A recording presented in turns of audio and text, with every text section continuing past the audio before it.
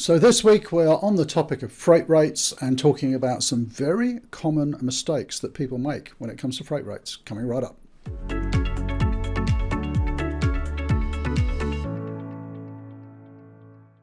So this week we are talking freight rates with Ursula Kelly. Welcome back, Ursula. Great to have you with us again. And I'm led to believe by you and many of our other specialists that it's not all about the dollar rate, is it? What are some of the mistakes that people make? Unfortunately, Rob, it is not just about the dollar sign. As much as we would like to think it is way more complex. So the main problem I see with rates is when the rates don't consider the freight profile and volume. If I know that I am consistently sending, let's say, 8 to 10 pallets between Sydney and Melbourne every week, and I am paying for full trailer rate, then obviously I'm not utilizing the dollars I am spending. And I see a lot of that. Sometimes clients can be charged, full trailer load, or they can be charged per pallet space when it's just not fitting their profile. So we need to ensure that whatever we're paying is allowing us for utilization of the spend. No, that's a great point. And we've seen many clients over the years sort of say to us, oh, we have a great freight rate. And you look at the rate card, and if you're not sort of au fait with rate cards, you generally get different rates at different breaks, either volume breaks or weight breaks. And they might say, oh, we have a great rate for pallets, from A to B. But then you find out that they're virtually sending full truckloads and they're not getting a great full truckload rate, or they're not getting a great rate for between 6 to 10 pallets. So there's a lot more to it than really just the amount you're paying for a pallet or a pallet space. Absolutely. We also see a very common problem with lines and locations because quite often transport companies like to make their rate cards look very attractive so you buy the business. Therefore, they will discount lines that are not they don't have high volume in your case.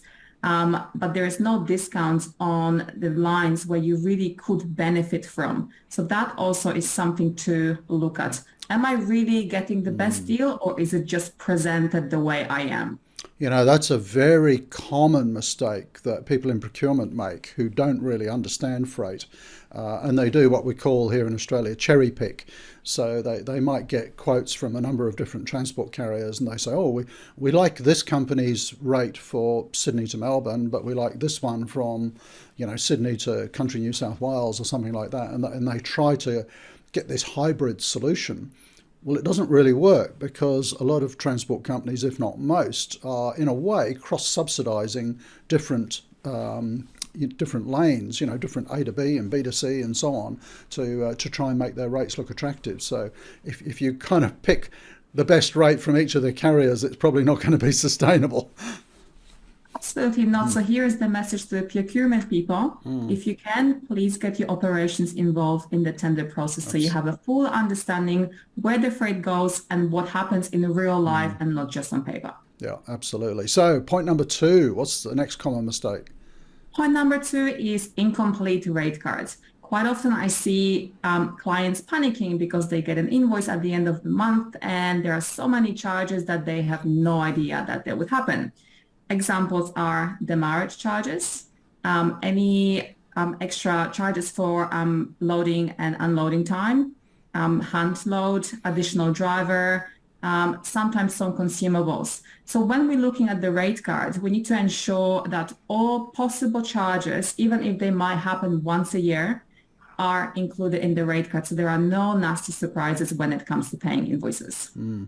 No, that's interesting. And again, it comes back to really understanding the operation, I think. I had a bit of a flashback there while you were talking, and I can remember standing in the yard outside a warehouse, of a client's warehouse, and watching this freight get loaded. And it was what we call really ugly freight. It was large, it was heavy, it was also fragile, and it was taking a long time to load these trucks. And funnily enough, the driver was standing next to me having a smoke while the staff were loading the trailers. And while the client was paying. Yeah, that's right. And I said, how long does this take to load? He said, oh, it could take a couple of hours, mate. I said, I mean, if they did it kind of like this and like this, it would be a lot quicker, wouldn't it? And he says, well, I'm not about to tell them. So he's quite happy, the transport company's getting paid. Absolutely, and they're getting paid good money for standing around and waiting.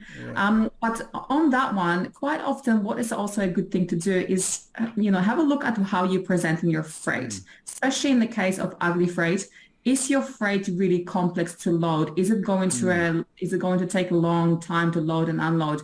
Can you pack it in a different way so it can be forked on, forked off? Because unfortunately, every minute is costing you money. So it's definitely something to consider. No, that's a great point. Yeah, present your freight to the carrier so that it's easy to load, and things like, does it have to go as a top load? Can you pack them better so that other stuff can go on top, and all these sort of things? So great point. So what's the third one? Third one is a rate card that just sits on someone's desk and never really get looked at. I always say, remember to review your rate cards regularly. It is not good if, they might look great the rates might look great on paper, but do you know what the market is currently offering? You might be overpaying quite a lot. So make sure that your rate card is reviewed and assessed, whether it's internally or externally, but it has to be done regularly. I would say probably every 6 to 12 months. That's a great point. And you raised that thing of understanding what's happening in the market and what market rates are, which is really important. But don't forget the internal bit as well, because maybe your freight profile is changing, maybe you've got new products, you're opening up into new markets, and your freight needs or service needs are actually changed as well. So, it's a great point. It's not a fire and forget. We've got some great rates and we just park it there and leave them. You do need to review them. So. Absolutely. And it's very easy to fall into this trap when you have a good relationship with your transport provider, because things are just ticking along nicely, rates seem great. Why would we review? But there is a lot of things that may be happening in the markets. There might be some great players offering great service that just popped up in your area. It's just really important to always stay on top of what's happening around you, whether you are happy with the service or not. Can I add in a fourth point? Because you just made that reminded me there, the relationship with your freight company or companies, because we very rarely just have the one. I'm all for long-term relationships, with your freight companies and developing that relationship over time and open communication, all those sort of things. I talk about it ad nauseum on this channel. But we were talking about this very thing at a recent conference here in Sydney, and the importance of having that really good relationship at an operational level where, you can call your freight company and say, look, something's just happened, the wheels have fallen off, we need an extra truck today, or, we've got this really awkward client and they need something delivered right away. And if you have that good relationship, that freight company's going to, yep, no problem, we'll look after you, and that's the value, I think, of having that great relationship. Absolutely. However, we need to make sure that great relationship has a commercial backing, because we are all in the business to make money. Let's not forget about that. Well done for coming back on that and making sure that you're not paying over the odds for that favour. Well done. Okay, thanks for joining us again, Ursula. Some great tips. If you're having problems with your freight, there's loads of videos about the topic here on the channel. If you need some help, we'll put some contact details down below as well. So thanks for watching, and I hope you got some tips out of that.